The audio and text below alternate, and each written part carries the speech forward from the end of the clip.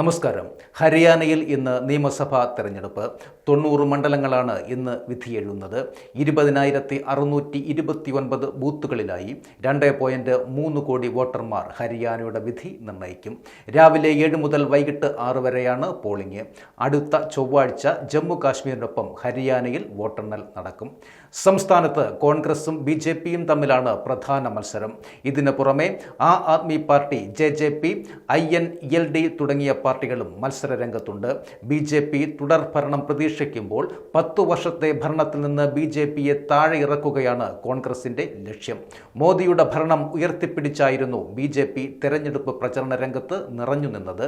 അതേസമയം കർഷക പ്രശ്നങ്ങളും അഗ്നിവീർ അടക്കമുള്ള വിഷയങ്ങളും ഉയർത്തി BJPക്കെതിരെ ഭരണവിരുദ്ധ വികാരം ആളിക്കത്തിച്ചാണ് കോൺഗ്രസ് പ്രചാരണം നടത്തിയിരിക്കുന്നത്.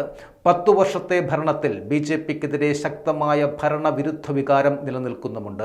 ഇത് BJP ക്യാമ്പുകളിൽ വലിയ ആശങ്കയ്ക്കും ഇടയാക്കിയിട്ടുണ്ട്. ഇതിന് പുറമെ നിയമസഭാ തെരഞ്ഞെടുപ്പിൽ ആദ്യമായി മത്സരിക്കുന്ന ആം ആദ്മി പാർട്ടിയും കഴിഞ്ഞ തവണ 10 സീറ്റുകൾ നേടിയ BJPയും തെരഞ്ഞെടുപ്പ് പ്രചരണത്തിൽ ശക്തമായ പ്രകടനമാണ് കാഴ്ചവെച്ചത്.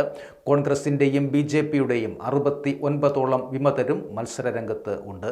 ഇത് 2 പാർട്ടികൾക്കും കടുത്ത ഭീഷണിയും ഉയർത്തുന്നുണ്ട്.